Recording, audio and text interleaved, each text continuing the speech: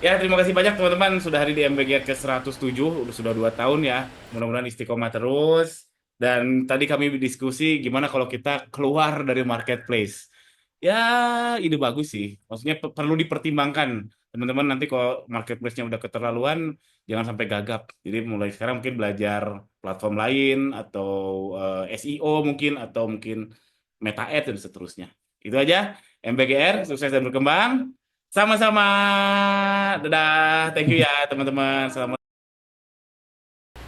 Ya, teman-teman, itulah keseruan MBGR yang ke-107.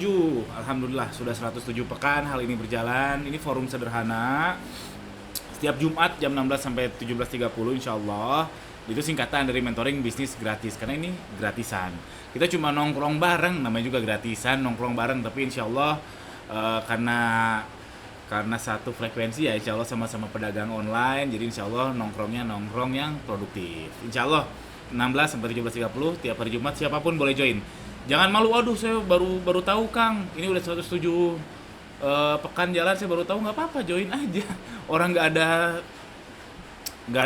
apa ya, nggak ada ketinggalan atau apa. Memang tiap tiap Jumat juga topik yang dibahas tuh beda-beda, orang yang datang pun beda-beda. Ada yang sering, yang rajin hadir, ada yang kadang hadir kadang enggak juga ada. Pokoknya bebas, sangat-sangat bebas. Oke, silakan yang mau join cek di ganirozaki.com.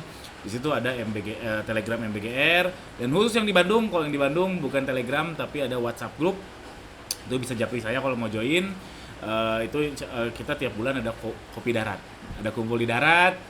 Insya Allah tiap bulan ada, insya Allah yang di Bandung ya. Kalau yang seluruh Indonesia, via tiap Jumat 16 sampai 17.30 via Zoom.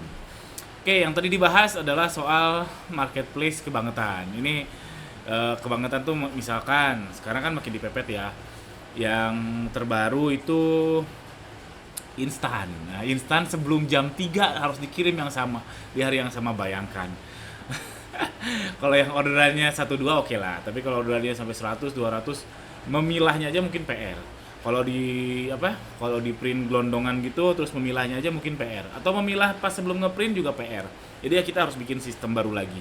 Terus belum lagi pengembalian, belum lagi admin fee yang naik.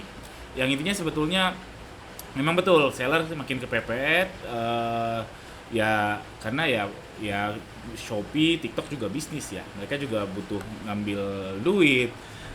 Ya memang gitu. Kita kan numpang, jadi ya nurut aja. Nah, cuman yang jadi concern adalah kita punya nggak sih bargain kepada Shopee lah, katakanlah Shopee ya, karena Shopee ya to be honest paling gede lah sekarang. Untung ada TikTok. Kalau nggak ada TikTok, Shopee udah pasti kebangetan banget karena dia di di atas sendiri. Untung ada TikTok. Tapi kita bicara Shopee.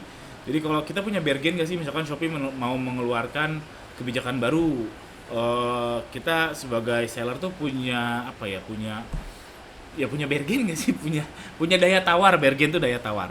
Punya daya tawar nggak sih, misalkan Shopee ini kami dari komunitas ini nggak setuju ada fitur ini, oke kita diskusi di kantor Shopee sama SEO-nya, sama CEO-nya, dan seterusnya dan seterusnya. Nah itu, apakah mungkin kita punya bargain melalui suatu paguyuban kah, atau organisasi, ataukah apapun itu namanya, komunitas apa, itu harusnya ada sih. Karena Shopee sekarang udah besar banget ya, multiplier efeknya tuh besar. Abang kurirnya, suppliernya, kita sellernya, afiliatornya, harusnya sih nggak boleh top down gini. Harusnya ada apa ya, ada apa sih namanya, legislatif lah, ada, aduh apa namanya, Majelis Wali Amanat. Nah, Majelis Wali Amanat kalau di kampus dulu saya.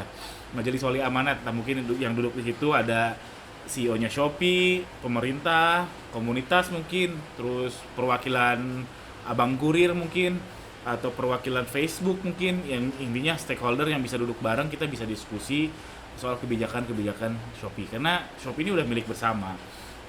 Walaupun memang ujung-ujungnya keputusan tetap di Shopee ya. Tapi ya at least kita punya daya tawar. Ya itu, tadi diskusi soal itu. Mungkin nggak sih kedepannya kita punya bargain ke Shopee? Ya walau alam. Terus yang kedua, karena mungkin marketplace ini mungkin makin kebangetan, ada yang berpikiran gimana kalau kita kabur dari marketplace. Karena kan di marketplace kita nggak punya data customer, nggak punya, kita nggak bisa kontrol UX-nya, kita nggak bisa, kebijakan kita harus nurut. Jadi ada yang berpikiran gimana kalau kita closingnya jangan di Shopee, closingnya jangan di TikTok. Ya itu ide bagus. Itu ide bagus, memang nggak gampang, tapi teman-teman harus punya semangat itu, karena memang nggak sustain. Kalau kita terus-terusan di Shopee nggak sustain, apalagi apalagi kalau 100% orderannya di Shopee itu nggak sustain. Walau alam kalau nanti ternyata toko teman-teman tiba-tiba di-ban oleh Shopee yang alasannya entah itu apa, terus teman-teman nggak bisa hidup nanti, bahaya. Jadi kalau mau kabur harus ada di benak teman-teman, tapi cara kaburnya gimana pikirkan belakangan. Yang jelas teman-teman harus open minded, jangan hanya bergantung kepada Shopee, hanya bergantung kepada TikTok, kepada Meta mungkin. Harus open minded dengan segala banyak platform di zaman now ini, karena dinamis teman-teman, kita dinamis. 5 tahun lalu kita nggak tahu TikTok, sekarang TikTok begitu mengakarnya, bahkan ada yang joget-joget dapat duit luar biasa. Dan saya yakin dari kedinamisan ini, asalkan kita open minded, pasti ada kesempatan dalam kesempitan, pasti ada, saya yakin. Bahkan pas pandemi kemarin pun banyak yang tumbang, tapi banyak juga yang kaya raya. So kalau nggak percaya cek aja, walaupun memang betul banyak pabrik tumbang, tapi aslinya banyak juga yang kaya raya.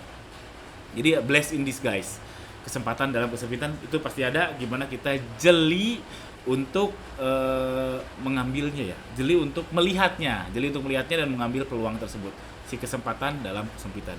Poinnya adalah harus open minded, karena saya sering menemukan seller yang terlalu maksa pengen ngejual produknya dia, jadi push aja, padahal di situ mungkin sudah terlalu berat kompetisi, kualitasnya nggak bisa tinggi misalkan, terus macam-macam lah. Dan memang itu beralasan, susah move on dari produk sendiri itu beralasan.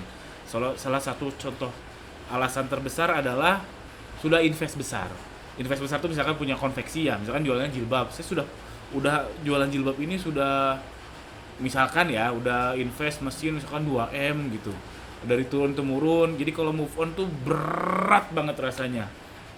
Tapi ya gimana, memang bisnis itu dinamis. Kalau kita nggak open minded, nggak melihat peluang-peluang baru, melihat kesempatan dan kesempitan, saya rasa akan makin berat ke depannya. Ya begitu, itu komentar saya. Cuman tadi poinnya, diskusi tadi seru banget. Ya saya jadi tahu perspektif dia gimana, itulah pentingnya punya komunitas. Silakan teman-teman, kalau yang mau join MBGR, cek aja di ganilozaki.com, situ ada Telegram grupnya, dan komunitas nggak harus di MBGR. Yang penting teman-teman wajib punya komunitas. Supaya apa? Supaya perspektif teman-teman luas. Oke? Alhamdulillah, sekian aja, jangan lupa subscribe. Assalamualaikum warahmatullahi wabarakatuh.